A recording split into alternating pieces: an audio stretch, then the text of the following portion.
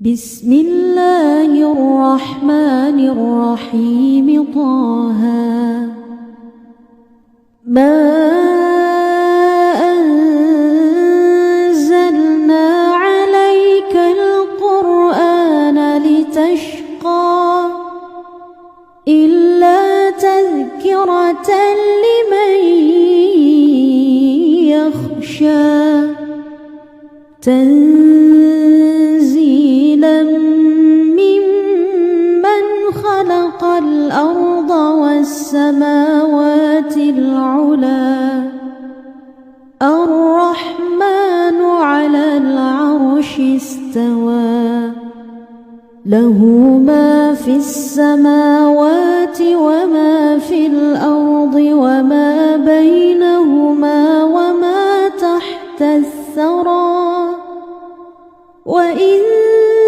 تجهر بالقول فإنه يعلم السر وأخفى الله لا إله إلا هو له الأسماء الحسنى.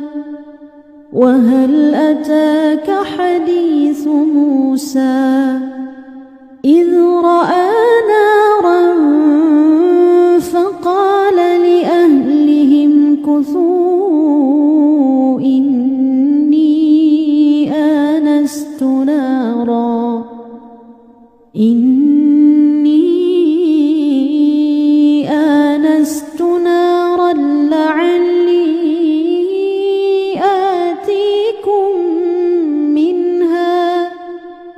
لعلي آتيكم منها بقبس أو أجد على النار هدى فلما أتاها نودي يا موسى إني أنا ربك فاخلع نعليك إنك بالوادي المقدس طوى وأنا اخترتك فاستمع لما يوحى إنني أنا الله لا إله إلا أنا فاعبدني وأقم الصلاة لذكري إن الساعة آتية أكاد أخفيها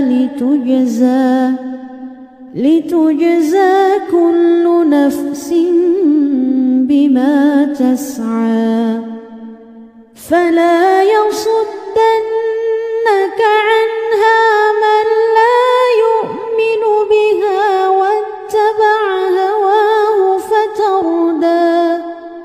وما تلك بيمينك يا موسى قال هي عصاي أتوكأ عليها وأهش بها على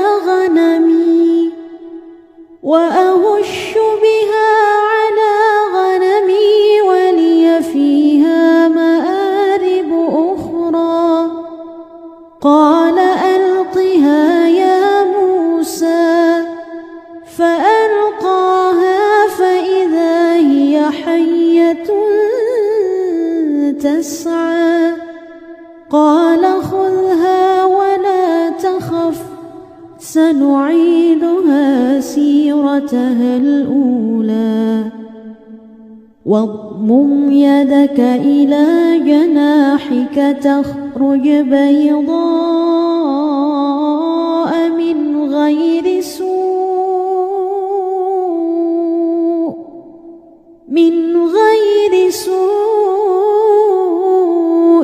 آية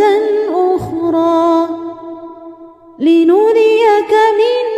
آيات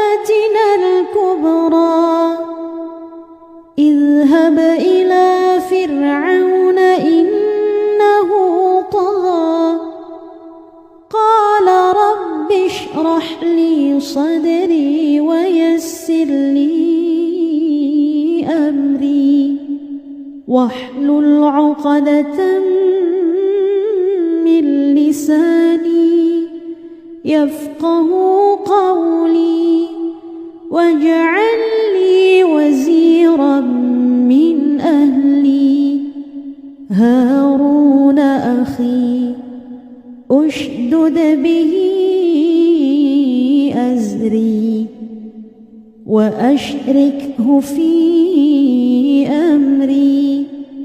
كي نسبحك كثيرا ونذكرك كثيرا إنك كنت بنا بصيرا قال قد أوتيت سؤلك يا موسى ولقد مننا عليك مرة أخرى إذ أوحينا إلى أمك ما يوحى أن اقذفيه في التابوت فقذفيه في اليم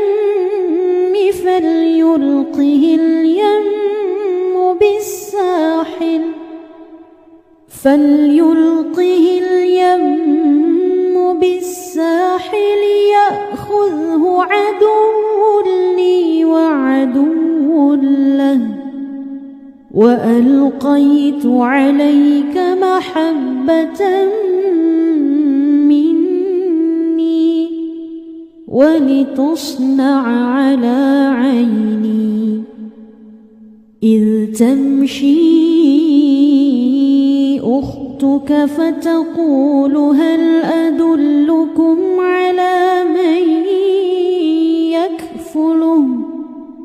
فرجعناك إلى أمك كي تقر عينها ولا تحزن وقتلت نفسا فنجيناك من الغم وفتناك فتونا فلبثت سنين في أهل مدين ثم جئت على قدري يا موسى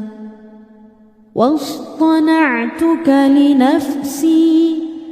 اذهب أنت وأخوك بآياتي ولا تنيا في ذكري اذهبا إلى فرعون إنه طغى فقولا له قولا لينا لعله يتذكر أو يخشى قالا ربنا إننا نخاف أن يفرط علينا أو أن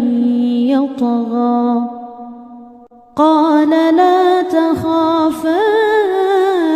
إنني معكما أسمع وأرى فأتياه فقولا إنا رسولا ربك فأرسل معنا بني إسرائيل ولا تعذبهم قد جئناك بآية من ربك والسلام على من اتبع الهدى إنا قد أوحي إلينا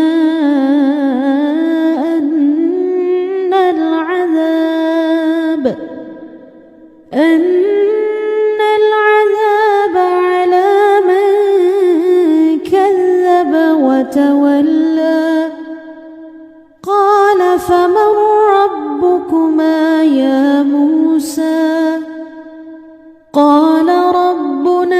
الذي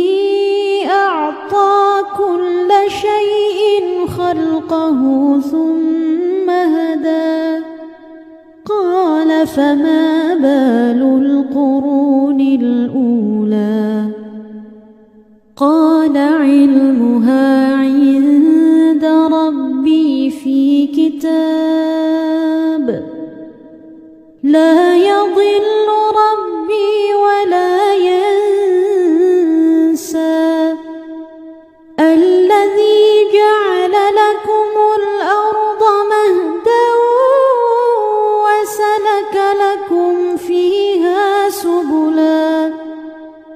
وسلك لكم فيها سبلا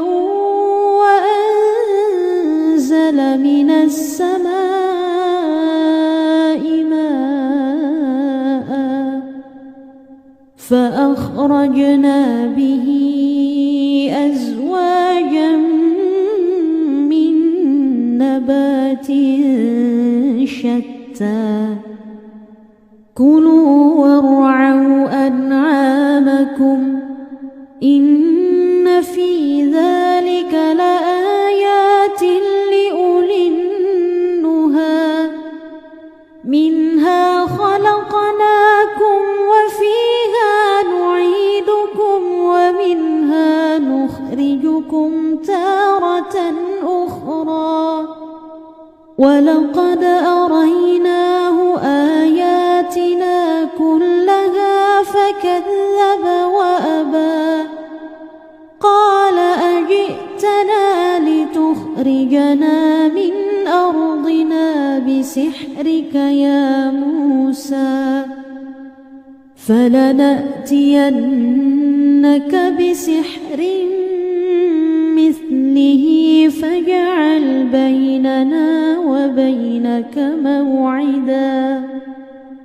فاجعل بيننا وبينك موعدا لا نخلفه نحن ولا أنت مكانا سوى قال موعدكم يوم الزينة وأن يحشر الناس ضحى فتولى فرعون فجمع كيده ثم أتى قال لهم موسى ويلكم لا تفتروا على الله كذبا فيسحتكم بعذاب وقد خاب من افترى فتنازعوا أمرهم بينهم وأسروا النجوى قالوا إن هذان لساحران يريدان أن يخرجاكم من أرضكم بسحرهما ويذهبا بطريقتكم المثلى فأجمعوا كيدكم ثم أتوا صفا وقد أفلح اليوم من استعلى قالوا يا موسى إما أن تلقي وإما أن نكون أول من ألقى قال بل ألقوا فإذا حبالهم وعصيهم يخيل إليه من سحرهم أنها تسعى فأوجس في نفسه خيفة موسى قلنا لا تخف إنك أنت الأعلى وألق ما في يمينك تلقف ما صنعوا إنما صنعوا كيد ساحر ولا يفلح الساحر حيث أتى. فألقي السحرة سجدا قالوا آمنا برب هارون وموسى. قال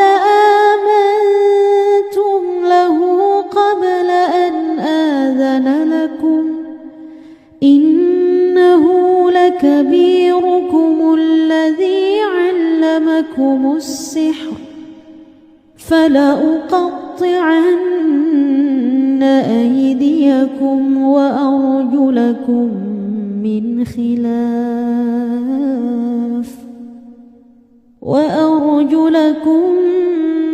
خلاف ولأصلبنكم في جذوع النخل ولتعلمن أينا أشد عذابا وأبقى. قالوا لن نؤثرك على ما جاءنا من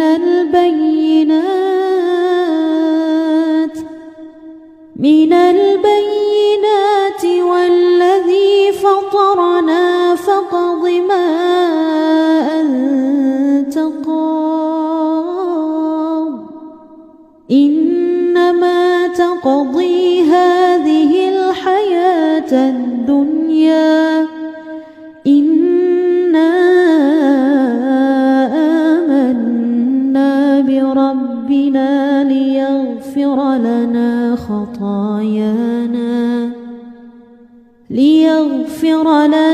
خطايانا وما أكرهتنا عليه من السحر والله خير وأبقى. إنه من يأت ربه مجرما فإن له جهنم لا يموت فيها ولا يحيا ومن يأته مؤمنا قد عمل الصالحات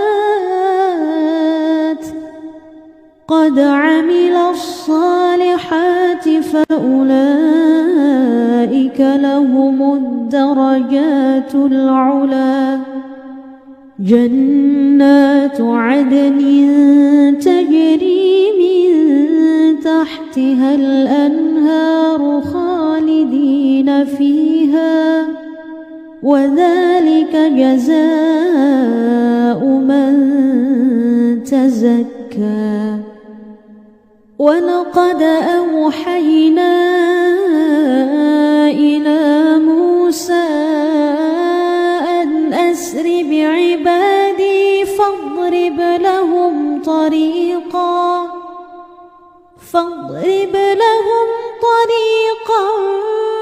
في البحر يبسا لا تخاف دركا ولا تخشى. فأتبعهم فرعون بجنوده فغشيهم من اليم ما غشيهم وأضل فرعون قومه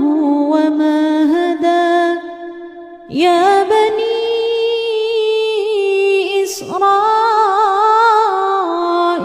قد أنجيناكم من عدوكم وواعدناكم جانب الطور الأيمن ونزلنا عليكم المن والسلوى. كلوا من طيبات ما رزقناكم ولا تطغوا فيه فيحل عليكم غضبي ومن يحلل عليه غضبي فقد هوى وإني لغفار لمن تاب وآمن وعمل صالحا ثم اهتدى وما أعجلك عن قومك يا موسى قال هم أولئك على أثري وعجلت إليك ربي لترضى قال فإنا قد فتنا قومك من بعدك وأضلهم السامري فرجع موسى إلى قومه غضبان أسفا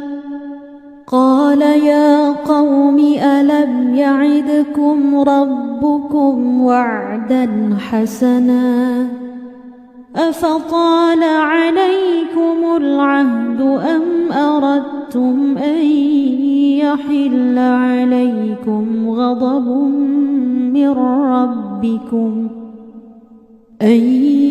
يحل عليكم غضب من ربكم فأخلفتم موعدي قالوا ما أخلفنا موعدك بملكنا ولكننا حملنا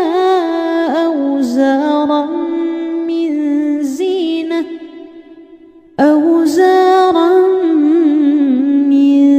زينة القوم فقذفناها فكذلك ألقى السامري فأخرج لهم عجلا جسدا له خوار فقالوا هذا إلهكم وإله موسى فنسي أفلا يرون ألا يرجع إليهم قولا ولا يملك لهم ضرا ولا نفعا ولقد قال لهم هارون من قبل يا قوم إنما فتنتم به وإن ربكم الرحمن فاتبعوني وأطيعوا أمري قالوا لن نبرح عليه عاكفين حتى يرجع إلينا موسى قال يا هارون ما منعك إذ رأيتهم ضلوا ألا تتبعن أفعصيت أمري قال يا ابن أم لا تأخذ بلحيتي ولا برأسي إني خشيت أن تقول فرقت بين بني إسرائيل ولم ترقب قولي قال فما خطبك يا سامري قال بصرت بما لم يبصروا به فقبضت قبضة من أثر الرسول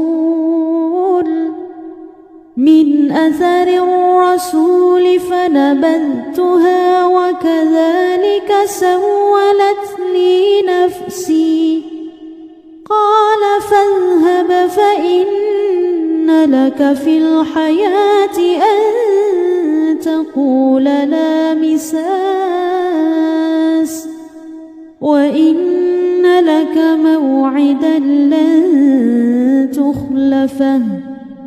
وانظر إلى إلهك الذي ظلت عليه عاكفا لنحرقنه ثم لننسفنه في اليم نسفا إنما إلهكم الله الذي لا إله إلا هو وسع كل شيء علما كذلك نقص عليك من أنباء ما قد سبق وقد آتيناك من لدنا ذكرا من أعرض عنه فإنه يحمل يوم القيامة وزرا خالدين فيه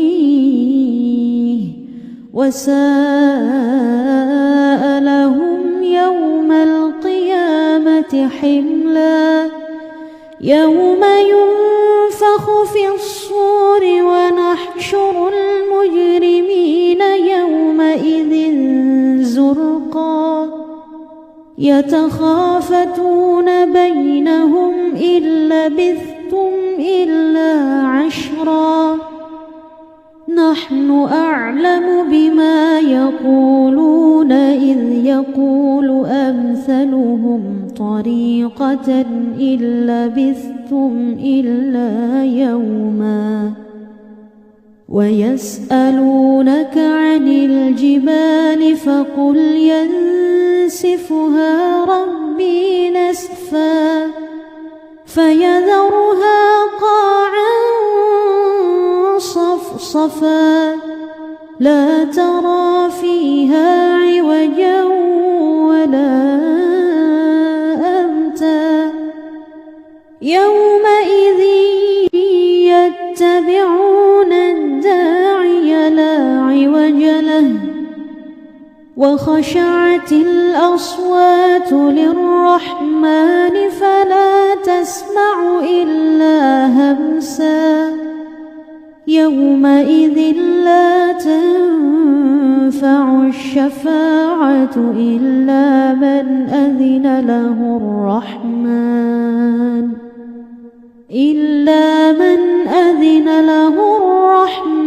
ورضي له قولا يعلم ما بين أيديهم وما خلفهم ولا يحيطون به علما وعنت الوجوه للحي القيوم وقد خاب من حمل ظلما ومن يعمل من الصالحات وهو مؤمن فلا يخاف ظلما ولا هضما وكذلك أنزلناه قرآنا عربيا وصرفنا فيه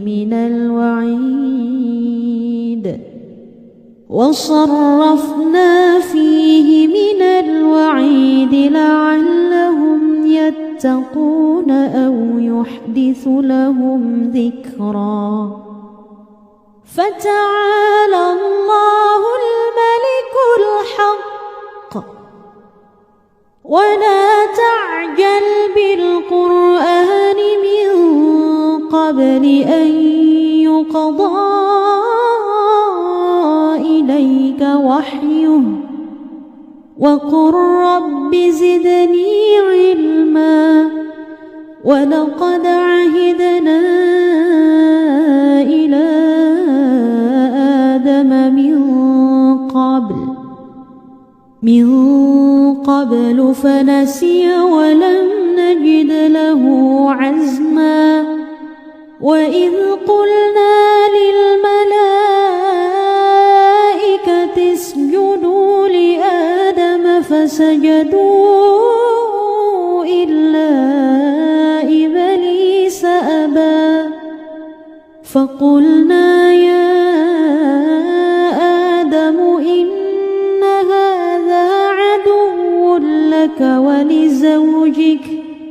ولزوجك فلا يخرجنكما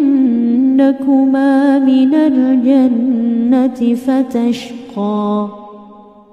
إن لك ألا تجوع فيها ولا تعرى وأنك لا تظمأ فيها ولا تضحى فوسوس إليه الشيطان قال يا آدم هل أدلك على شجرة الخلد وملك لا يبلى فأكلا منها فبدت لهما سوآتهما وطفقا يخصفان عليهما من ورق الجنة وعصى آدم ربه فغوى ثم اجتباه ربه فتاب عليه وهدى قال اهبطا منها جميعا بعضكم لبعض عدو فإما يأتينكم مني هدى فمن اتبع هداي فلا يضل ولا يشقى ومن أعرض عن ذكري فإن له معيشة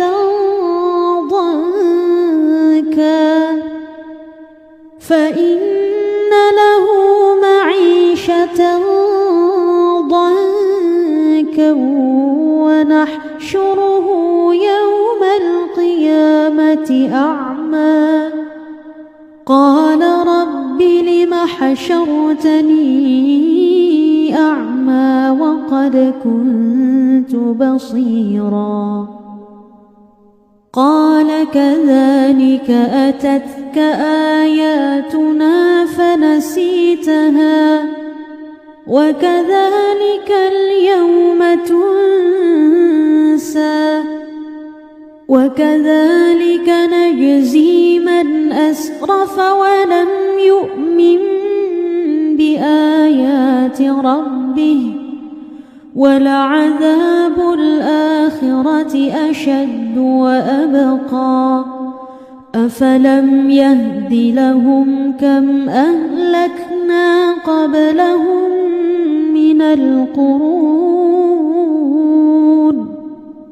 من القرون يمشون في مساكنهم إن في ذلك لآيات لأولي النهى ولولا كلمة سبقت من ربك لكان لزاما وأجل مسمى فاصبر على ما يقولون وسبح بحمد ربك قبل طلوع الشمس وقبل غروبها ومن آناء الليل فسبح وأطراف النهار لعلك ترضى ولا تمدن عينيك إلى ما متعنا به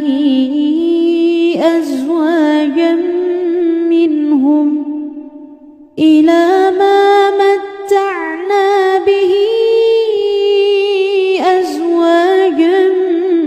منهم زهرة الحياة الدنيا لنفتنهم فيه ورزق ربك خير وأبقى وأمر أهلك بالصلاة واصطبر عليها لا نسألك رزقا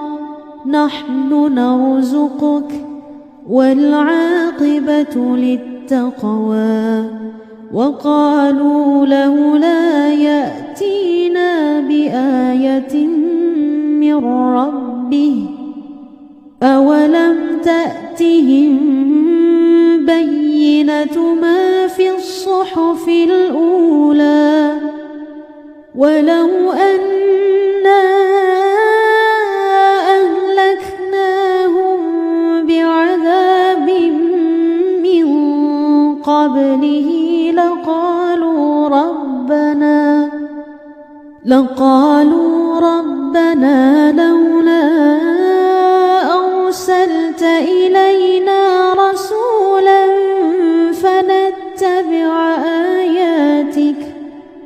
فنتبع آياتك من قبل أن نذل ونخزى قل كل متربص فتربصوا فستعلمون من أصحاب الصراط السوي ومن اهتدى. صدق الله العظيم.